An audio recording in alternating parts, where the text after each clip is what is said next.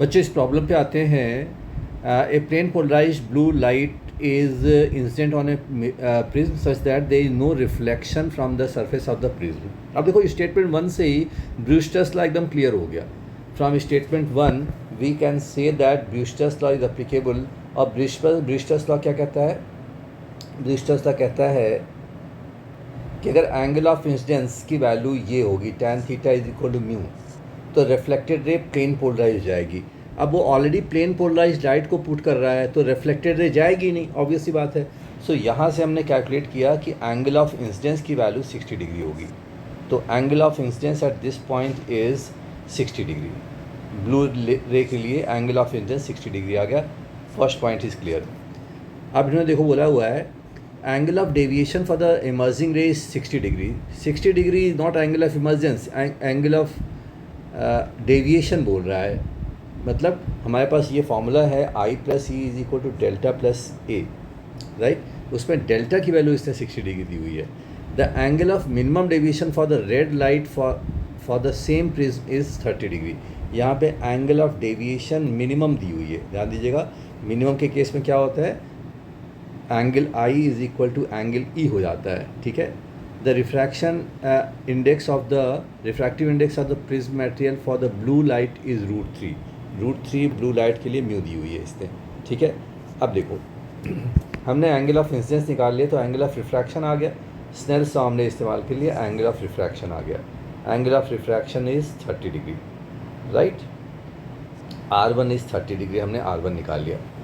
अब देखो ये फार्मूला लगा दो I plus E is equal to delta plus A. So यहाँ से आप देखिए angle I is equal to 60 degree, angle of deviation is 60 degree. So I और डेल्टा दोनों ही कैंसिल हो गए। सो हमारे पास आ गया angle E is equal to angle A. And दूसरा फार्मूला हमारे पास है R1 plus R2 is equal to angle A. R1 की वैल्यू 30 डिग्री है तो R2 की वैल्यू A माइनस 30 डिग्री। एक इक्वेशन हमारे पास ये आ गया। अब ध्यान दो कि मेरे पास एंगल E A के टर्म में है और एंगल R2 भी A के टर्म में है, तो मैंने स्नेल्स लॉ यूज़ कर लिया, ठीक है। मैंने कहा एंगल E की वैल्यू A के टर्म में है, एंगल R2 की वैल्यू भी A के टर्म में है, तो मैंने स्नेल्स लॉ यूज़ कर लिया। इस फॉर्मूले को देखिए √3 साइन R2, मतलब ये दूसरे सरफेस की बात हो रही है, ध्यान दीजिएगा ये दूसरे सरफेस की बात हो रही है। रे यूँ जा रही होगी, ठीक है। This is angle R2 and this is angle E, ठीक है। सो यहाँ पे हमने स्नेल्स लगा दिया n1 sine I is equal to n2 sine R। इस इक्वेशन से हमको सॉल्व करके हमने एंगल A कैलकुलेट कर लिया।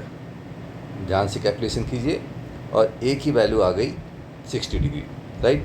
A की वैल्यू 60 डिग्री आते ही हमारे पास स्टेटमेंट नंबर B गलत हो गया और statement number A is already correct Brewster's law के हिसाब से। So statement A is correct, statement B is wrong, ठीक है, क्योंकि angle of prism is 60 degree. अब देखो यहाँ पे मैंने कहा कि ऑप्शन D इज़ करेक्ट। कैसे ऑप्शन D करेक्ट हुआ? देखो यहाँ पे the angle of refraction of the blue light in air at exit plane of the prism is 60 degree. ये हमने कहा angle E is equal to angle A और angle A हमने कैलकुलेट कर लिया है 60 डिग्री। सो एंगल E की value 60 degree होगी, तो option D is also correct, ठीक है। अब रेड के लिए उसने सिर्फ एक स्टेटमेंट दिया है, रेड के लिए उसने सिर्फ एक स्टेटमेंट दिया है रेड लाइट के लिए। अब देखिए that is refraction angle is √2। तो अब इसको कैलकुलेट करने के लिए हम क्या करते हैं, minimum angular deviation is 30 degree given in the question. So minimum angular deviation के केस में क्या होता है, angle A is equal to angle E, मतलब angle R1 is equal to angle R2। याद करो A और E इक्वल होते हैं, R1 R2 बराबर होते हैं, तो म्यू लगा दिया sine I by sine R। ये फार्मूला आपको पता भी होगा, ये स्टैंडर्ड फार्मूला, राइट। ये स्टैंडर्ड फार्मूला, इसको यूज़ कर लो। डेल्टा की वैल्यू दी है 30 डिग्री, A की वैल्यू हमने 60 डिग्री यूज़ कर लिया और इसको हमने सॉल्व कर दिया, तो √2 आ गया।